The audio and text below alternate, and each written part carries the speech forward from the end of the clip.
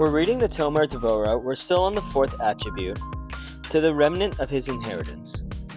Love your neighbor as you love yourself. Rabbi Akiva taught that love your neighbor as you love yourself is a great principle of the Torah. The Malbim explains several questions on this teaching.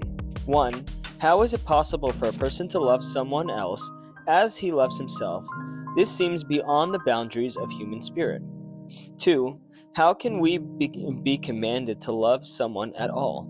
Feelings such as love are spontaneous. They cannot be generated at will. 3. Elsewhere, when the Torah describes the love between two people, it does not use the word kamocha, but rather kinafsho. As in the verse, Yonasan loved him as his soul. Accordingly, this verse should read, love your neighbor as your soul. What is the significance of this change of wording? 4. Usually the Torah uses the word et in the verses commanding us to love others, such as you shall love the convert, and you shall love Hashem your God. And the word et is used in Hebrew grammar to introduce the object of the sentence. The letter lamed is used to denote something to be reached.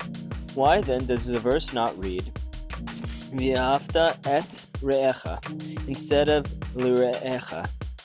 The Malbim answers these questions based on this story in the Gemara in which a Gentile asked Hillel to convert him, on the condition that Hillel would teach him the entire Torah while he stood on one leg.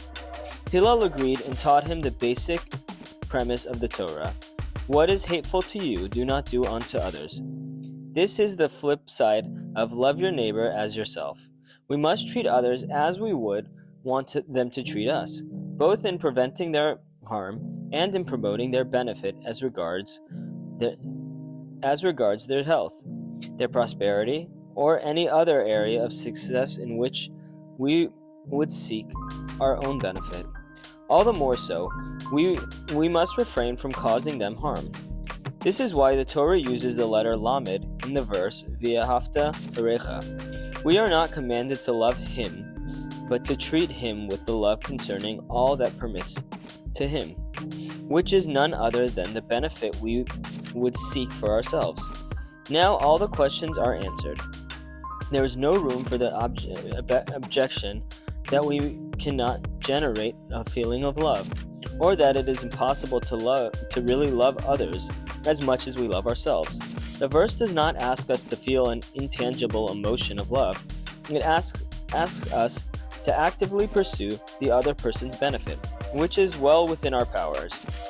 The verse uses the word kamocha rather than kimshecha, since it is not a commandment to love others as we love ourselves, but to seek their benefit as we would seek our own. The Malbim adds that some suggest examining our interactions with others by imagining that what would happen if the law allowed everyone to act as we do. Before harming someone else for our own benefit, we should pause to consider, would we want this to be done to be the law? Would we want others to be allowed to harm us for their own benefit too? With this, we can explain Rabbi Akiva's teachings. Love your neighbor as you love yourself is a great principle of the Torah, to mean that in all of our interactions with others, we should imagine that what would happen if this became the general law of the Torah for everyone. Rabbi Meir compared the desire for revenge to a person who held a knife in his right hand and accidentally cut his left. Would his left hand take the knife and cut his right hand back in vengeance? Since we are all united as one, like one body, it is fitting that we love one another and seek one another's benefit. Nothing is gained by taking revenge, since by harming another Jew, we harm ourselves as well. Rav Cordovero describes the behavior appropriate to this attribute. For this reason, it is fitting for each person to seek the benefit of his fellow. Be pleased with his fellow's success, and let his fellow's honor be as dear to him as his own, since they are in fact one and the same. This is why we are commanded, love your neighbor as yourself. A person should seek the well-being of his fellow and never speak against him or desire his disparagement.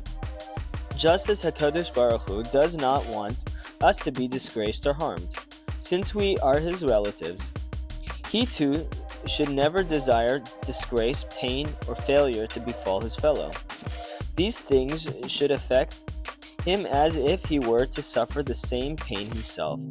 The same applies to his neighbor's good fortune. Thank you. We'll continue tomorrow.